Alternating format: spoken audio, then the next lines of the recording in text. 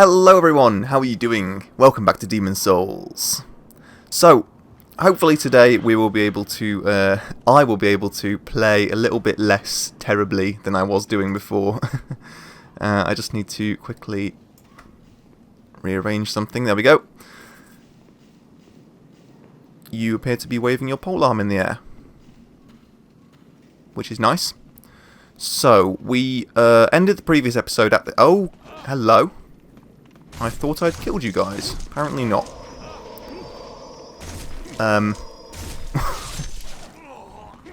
We're off to a good start. Yes we are. No, we're really not. Right, hang on a second here. Okay, so I've got 14 crescent. Use a few of them. And I'm going to go and continue up here past where we fought the blue-eyed knight. There was an item which I missed on the top here when I fell off backstabbing that crossbowman, I think. Must have been further up. Just on this ledge. Yeah, that's right. Here we go. What was it? 2 late moon grass. Well worth taking. And here's a fog wall. We'll go through it. Onto the battlements, and we can see the tower in between the sort of split mountaintop thing there. That tower is where the end boss of this area is going to be waiting for us. There are a load of boulders inside this cage thing, and if we whack it, then we can send them toppling. Make sure they're all going, and that takes care of all these guys along this walkway. And over there you can see the dragon's roost. There are 2 dragons. 2 dragons. That's a Will Ferrell thing, I think. 2 dragons. 2 dragons over on that roost. There are a load of items there and stuff. We don't want to be going up there yet. That's very dangerous. And we get a sneak peek of the next area. Probably can't really see too well because of this bloody wall being in the way. There we go. Along below there, you can see there's a big long walkway. And that's where 1 2 is going to take us. But one thing at a time. Some sort of an ambush here, if I recall. Some guys pop out. There we go.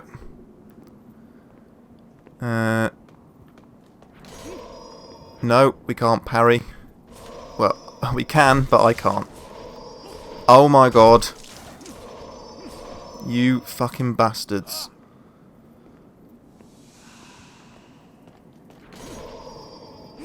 Okay, this is just terrible. This is just a fucking disaster. Right, wise up, shape up. I've only just recorded the previous episode, so I'm still in shit mode, it would seem. And, right, we've really got to sort things out. So,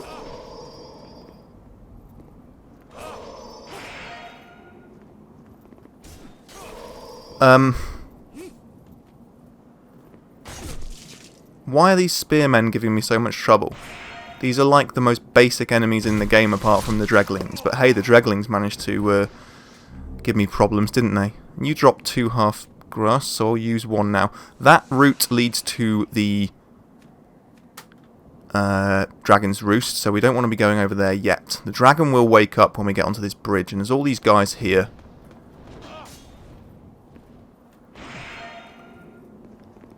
And they can be largely dealt with just... Oh god. There. So here comes the dragon. We can get it to breathe fire. There we go. It will only do that if you're a certain distance out onto the bridge, so... That seriously harms most of them and kills some of them. We have to see where the safe zone is here. Seems alright. And if we can sort of sprint across here... Oh, this is bad. This is terrible. This is just horrible. What a disaster. think there is an enemy around here somewhere. Get this soldier's soul.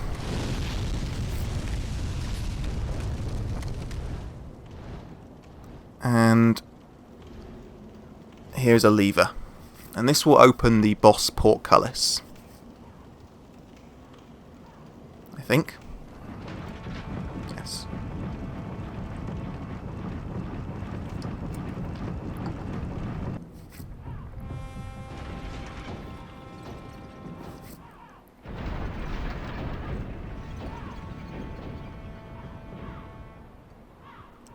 And a giant harpoon comes firing out of there just to ward us off.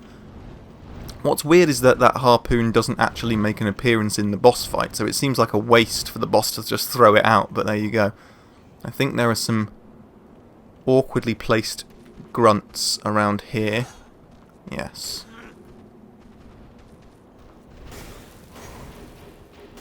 Do your flailing, go on.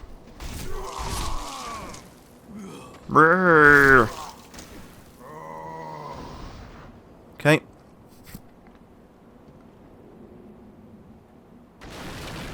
Any items here? Yes. Turpentine. 4 turpentine. That's perfect because we are going to be wanting to use that on the boss.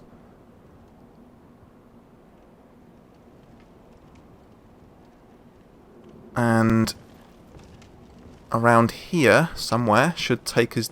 Yeah, here we go.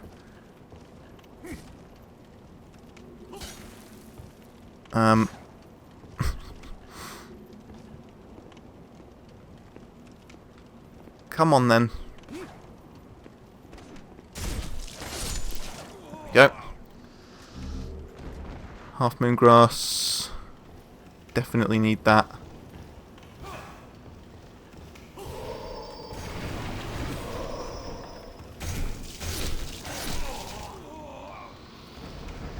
Absolute dick splashes. Okay, they're dropping grass, so the damage trade-off is somewhat comforting to me at this point. So here we are descending another tower, much like the one on the other side, but a bit more dangerous. And over there you can see there is a phalanx. And that's kind of a preview to what's coming in the boss fight. And these guys, they can throw projectiles like spears, like that. And they have a huge shield, which you can deal with quite easily if you have firebombs. You can see the pathetic amount of damage I do hitting him from the front. They're really hard to get around when they're in confined areas like that. So, ideally, I want to be trying to save some firebombs, but it doesn't really matter if we have turpentine. So 4 of them should be, well, it's better than none, isn't it? So what have we got here? Hero's Soul. Well, that was worth it. If we ever make it back to the Nexus with this stuff, I'll be cashing it in. Because once we've beaten this first boss, we can go and start to level up. Another one there. Can I get around you? No.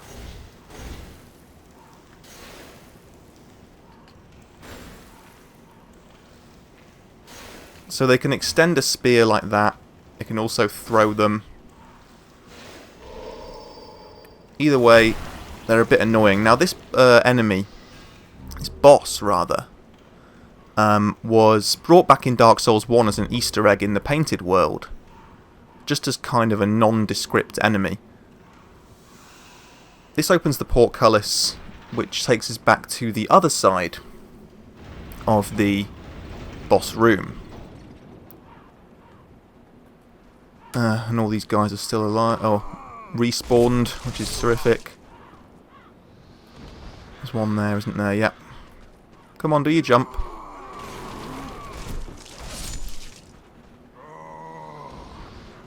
Give me grass.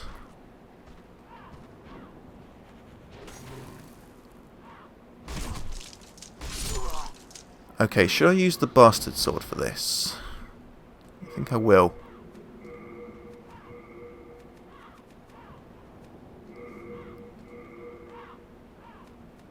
I'll drop the shield, don't really need that right now. Two-hand this, and in terms of equipment, we've got grass. We'll get rid of the full moon grass and save that, and we'll swap it for turpentine. And the turpentine coats your sword in fire, which is really useful here. But what we're going to do now is this phalanx. It's basically a shapeless blob with no way of attacking you. And as you can see, it's completely coated in the small phalanxes. And so once you've started to deal with them, and the easiest way of doing that, of course, is with these fiery projectiles. Now we'll coat our sword. Remember to switch back to some grass here. And the extra fire damage is dealing with these guys a lot faster. But once you've dealt with all of the small ones, the big thing in the middle, which is where the blue glowing aura is coming from, it has no way of defending itself, and so it just sort of cowers and like runs away. And it always makes me feel a little bit guilty. But you know what? This thing is extremely dangerous. Well, it's not, in fact, it's quite pathetically easy, but it is hostile. That's the word I was looking for. So, I was going to say, you started it, mister. And I need to be taking my time a bit. A lot of these are weakened. See if we can finish some of them off. It's a bit better. Get them from behind. Use another turpentine.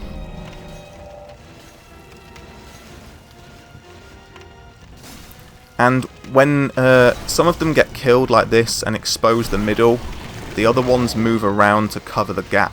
So there are a lot of much better strategies than what I'm doing here, but you get more souls and potential item drops for taking them all out. You can see how much damage I'm doing to the actual thing now that it's exposed. And if you kill it before all the small ones are dead, then all the small ones, all the small things, True Care, Truth Brings, etc., they just die automatically. So you can see it's running away now because it has no it has no offensive capabilities at all. Finish it. There we go. The demon was destroyed. And that was kind of terrible, but has any of them dropped anything? They dropped sharp stone shards and stuff, but no. And we revived into human form. That always happens when you defeat a boss, but it's not always a good thing, for reasons which I will explain in a moment. We get an archstone here, and a lead demon soul. And we'll return to the Nexus. Superb. That was kind of terrible, but you know, like an idiot amputee blindfolded could defeat that boss. And of course, people on YouTube and stuff and Twitch like to beat the Souls games with the most ridiculous handicaps possible, like playing using the Donkey Kongers or dance controllers and stuff. I'm not doing that, I just suck. Welcome back.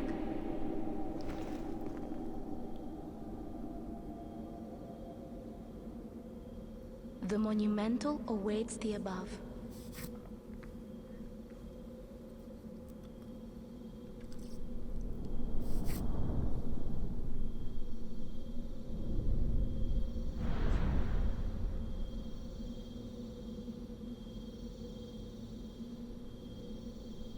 The monumental will explain the Nexus to thee.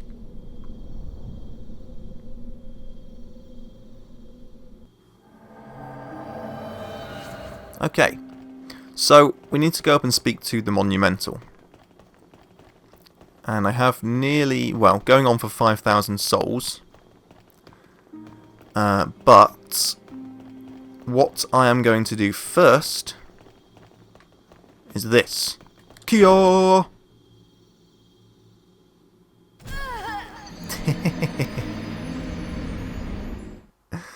Well, that was a good shot, I think. Because I landed on the Maiden in Black. The reason why I did that is because, for world tendency reasons, what I was explaining earlier on about how if you die in a level in human form, it leans the tendency of that world towards black world tendency.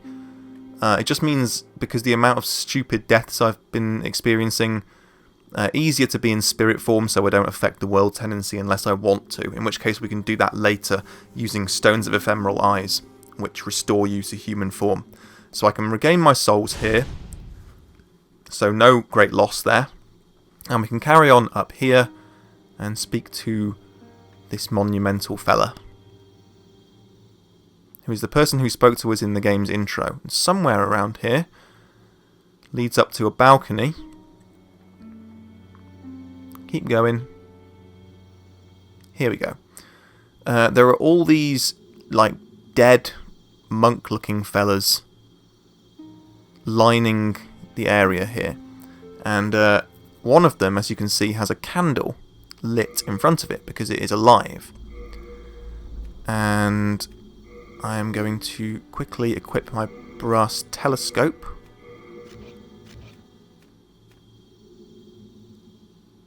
So that I can have a little look at this guy. There he is. Kind of a little Buddha-looking little boy sort of fella. Pretty strange. We have long awaited you, Slayer of Demons.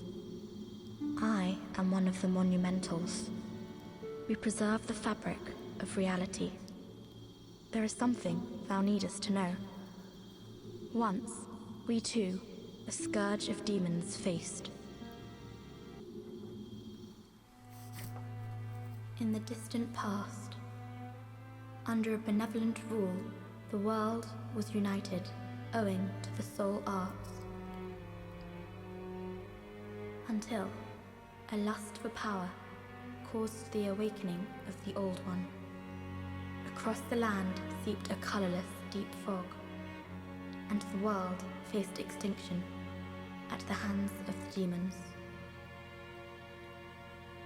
Thanks be, we were able to lull the Old One back to his slumber, yet only after the loss of innumerable souls, and half the world lost, erased by the fog. In order to mend the fabric of what land still remained, we entrusted 6 elders with 6 precious archstones. 1 to the king of a small yet diligent land. 1 to the king of the burrowers underground. 1 to the wise queen of the great ivory tower. 1 to the chieftain of lost and ill-fortuned souls. 1 to the shaman of the tempest-worshipping shadowmen. And the last to the great giants of the northern lands. The archstones were placed at nodes across the earth. We contained the Old One inside this nexus and banned the soul arts. Finally, we became monumentals, half-living sentinels of the fabric of reality. Alas, the other monumentals have perished, and only I remain.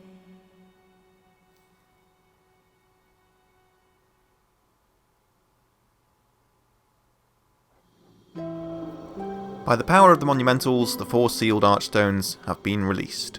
Now it is your turn. You must lull the Old One back to its slumber, and seal it away for all eternity. If not, the deep fog will absorb all that we know. Have you the strength to accept this mission? Accept the mission? Yeah, why not? Yes, we are fortunate indeed to have you. Now, go forth and destroy every last demon. The old one, without demons to feed its souls, will a new servant seek and lure you to its bosom. Every last one? That's not a big ask or anything, is it? Alright, cool. So the other Archstones have been released. Unfortunately, the one for the Giants of the Northern Lands or whatever, as I said, is content that they cut from the game, so we'll never be able to go through that one to the Northern Limit, which is that's a real shame. But the other ones are all now open, and we can go into the first area of each of them. We can do them in any order. And I know which one I'm going to do next, but we've got a little bit to do in the Nexus first. I've got a lot of souls to spend. Well, not a lot, but I've got some souls to spend. Here. Let's speak to Crestfallen Bro. You've gone and died, have you? If you die here in Boletaria, your soul is returned to the Nexus. Well, what'll you do next? Going to just give up? That's what I did. I think I just lost my nerve for this kind of thing.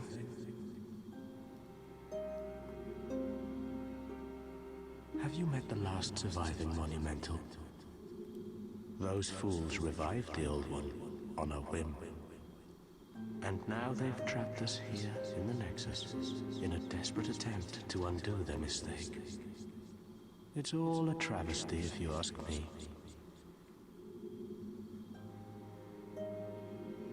You came for demon souls? Or to save this land and be remembered as a hero? It's all the same. You're just another prisoner of the Nexus. We're welcome here, as long as we keep slashing up demons.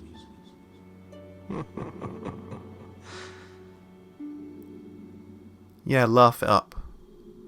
You came for demon... Yeah. Next up is Stockpile Thomas. That hairpin, that belongs to my daughter.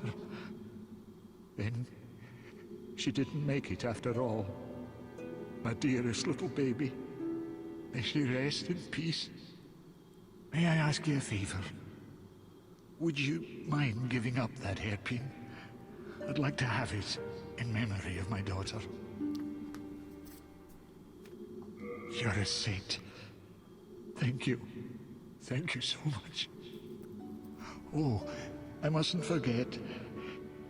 It's not much, but please accept this as thanks. I'm a bit ashamed to say, but I found it one day, discarded on the main road. But it seems to possess a strange power. Anyway, I feel that you should have it. It will be happier in your hands. Ring of Herculean Strength. So I'm not a saint, but you are certainly not one, because you let them die, so, you know, I don't know why you're taking that stance. Raises maximum item burden, so we'll keep that on us. It means if we do accidentally become overburdened with items, we can equip it and pick things up and we don't lose them. Hello again. I'm keeping a close watch on your belongings, rest assured. You better be. So we can dump a load of this stuff now. We'll dump these shards they picked up. We'll dump these extra weapons. All this crap. I'll probably keep one shield just for parrying. Keep those. Yeah. You have a heart of gold. Don't let them take it from you. I won't. Well, good day to you. I can forge weapons for you, at a fair price. Repair the gear. And all this. You come back alive. I need your business. Okay. Have you got anything new to say? Back in the time that I lived below Boletaria Castle, King Aland left on some strange business, then returned with horrible demons in tow. Soon, the land was ravaged by demons and soul-starved madmen. My spine shudders just to think about it. If I did not have my miracle stone shard, a keepsake of my grandfather, I may not have survived. Fancy giving me that stone shard? If I did not have my... Apparently not. Ooh, hello. A warrior from afar, are you? May you enjoy victory in battle. Umbasa. Umbasa. A warrior from... May you... Umbasa. Umbasa. I have sinned. I swore allegiance to Saint Urbain, but was of no use to him. And now I have run away and abandoned his honorableness. His honourableness. O Lord, punish me, for I have not the strength to punish myself. I can punish you. But that's a side quest that I don't know if we're going to take yet. We may do that at the end of the playthrough. O honorable one, I deep within the darkness, where no light shall ever shine, will you continue to pray, even in such misery? Are you going to say Umbasa? O honorable one, I hesitate to imagine your present state. Deep within the darkness, where no light shall ever shine, will you continue to pray, even in such misery? That's a hint to Saint Urbain's whereabouts, and we can find and rescue him a bit later on and bring him back here. This is the same as all the other Souls games in the sense that you can find NPCs and return them to the hub area. Not all the other ones, but some of them. All apart from Bloodborne, I think. Hello. Are you here to face the demons? If so, please free Sage Frake the Visionary from the Dungeon of Latria. I will help you however I can. I can teach you elementary spells. Sage Frake is a gleaming hope for humankind, but I have not the power to save him alone. So, Frake's apprentice, so this is another thing. Saint Urbain teaches miracles, Sage Frake teaches sorcery, so this guy can teach us basic spells, like the classic Soul Arrow, things like that. And then we can remember them to basically, that's like equipping them. But we don't have much MP, so there's not much point doing that yet. Frake is a great sage who systemized the magic of the soul arts to make it possible for human imitation.